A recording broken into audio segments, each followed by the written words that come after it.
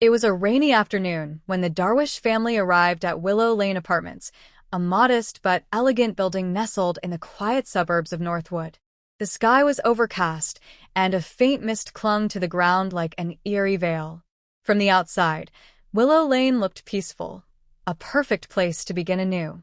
Amir Darwish, a 42-year-old architect, had moved here with his wife Syra and their 10-year-old daughter Noor, hoping to start fresh after a fire destroyed their old house 6 months ago.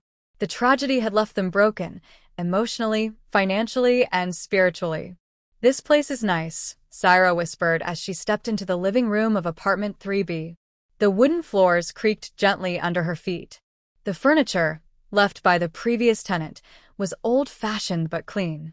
A tall mirror stood in the hallway, framed in dark walnut, reflecting the family as they moved in. But something about the apartment felt off. That night, as they unpacked boxes and set up their beds, Noor paused beside the hallway mirror. She stared into it, unmoving, as though it was showing her something no one else could see. "What are you doing, Noor?" Amir asked gently. Noor blinked. "There was a girl in the mirror, Baba. She waved at me." Syra laughed nervously. "It's probably your reflection, sweetie. Or maybe you're just tired." But Noor shook her head. She had black eyes. And no mouth. Broom's strange occurrences. Over the next few days, small, unsettling things began to happen. Doors that were closed would be found open. The lights would flicker even though the wiring was new. Noor's toys would end up in strange places, on the balcony, inside the fridge, or arranged in perfect circles on the kitchen floor. Syra tried to ignore it, brushing it off as stress from the move. But one evening, while cleaning under the bed, she found an old, dust-covered diary. It belonged to someone named Layla M. Khan. The last entry read, "He watches me through the walls. No one believes me. They think I'm sick. But I know the truth. The mirror is a door." Syra's hands trembled. She shoved the diary in a drawer and told herself not to mention it to Amir. Not yet. Framed picture, the mirror. The hallway mirror seemed to be the center of it all. Noor had become obsessed with it, sitting in front of it for hours, talking to herself or someone. One night, Syra found Noor sleepwalking, standing in front of the mirror, whispering, "She's here. But she's trapped. She needs help." That same night, Amir had a dream. He saw flames licking the walls of their old house, only this time, there was a girl inside, not Noor. A girl with long black hair, skin pale as paper, and eyes as dark as pitch. She turned to him and said, "You brought her here." He woke up in a cold sweat. Office building, the building's secret. After a week, Amir finally talked to Mr. Firas, the building's caretaker. A quiet, elderly man with a hunched back and watchful eyes, Mr. Firas seemed hesitant to speak at first. But when Amir mentioned apartment 3B, the color drained from his face. "You shouldn't have moved in there," he whispered. "That flat has history." "What do you mean?" Amir asked. "There was a girl, Layla. She lived there 10 years ago. Died in a fire.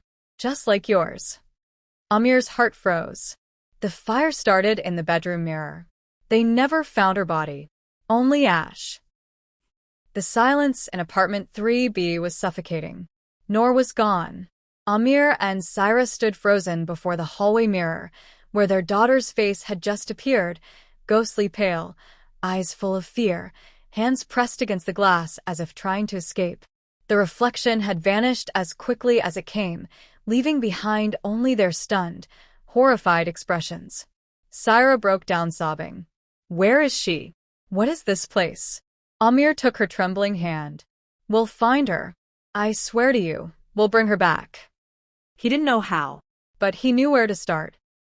Open book the diary of Layla M. Khan. The diary that Syra had hidden away now became their only guide. Amir read through it obsessively.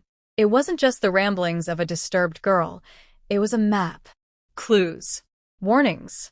Pleas for help. The mirror doesn't show our world. It shows what came before us. What the building was built over. The apartment wasn't always apartments. It was a hospital. For the lost. For the mad. For the dead. Syra flipped to a page marked in dried blood. There's a way in. And a way out. But only if you go willingly. Waxing crescent mooned the hidden room.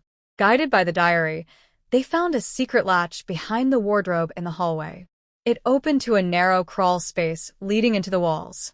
The air inside was cold, unnaturally so, and thick with mildew and something worse, decay. They crawled for what felt like hours. At the end, they found an ancient wooden door, far too old to belong in a modern apartment building. Carved into it was a word in Arabic. The gate. Amir reached out. The door opened on its own. Candle, the mirror world. They stepped into a world of gray. No color, no warmth. Just shifting shadows and soft, ever-present whispers. The halls were a twisted reflection of their own apartment building, darker, older, crawling with vines and broken memories. They found Noor in the mirror world version of their apartment, sitting on the floor, cradling her favorite stuffed rabbit. She looked up, tears spilling silently. She's keeping me here, Noor said. Who? Syra asked. The girl with no mouth. She wants a family. She's lonely. A sudden gust of icy wind blew through the room. Then she appeared. Spider, Layla's spirit. She looked exactly as Noor described her. Long black hair, empty black eyes, and no mouth. Her skin cracked like old porcelain. But behind her broken form was a sadness that reached deep into Syra's chest. She died in a fire just like us, Noor whispered. But no one came for her. The ghost reached out, not with hate, but longing. Syra stepped forward. I see you. I'm sorry we didn't come sooner. The girl froze. Amir placed the diary on the ground and opened it to the last page. You can let go now, Layla. You're not alone anymore. A scream ripped through the air, shaking the mirror world. The walls trembled. The lights flickered. And then silence. Sparkles the return. A blinding light enveloped them. When they opened their eyes, they were back in apartment 3B. The hallway mirror was shattered. Noor lay safely in her bed, breathing softly. The diary was gone. Mr. Faraz arrived moments later, holding an envelope. I knew this would happen, he said quietly. The building chooses people. People who can set things right. He handed Amir the envelope. Inside was a deed to the entire Willow Lane building. You're the new caretakers now. Waxing crescent moon epilogue. Whispers remain. Months passed. Life returned to normal. But sometimes, late at night, Noor still talks to someone in the hallway. She says it's the girl who visits in dreams. And when the lights flicker, Syra smiles softly and says, she's just saying hello. Because Willow Lane is no longer haunted. It is home.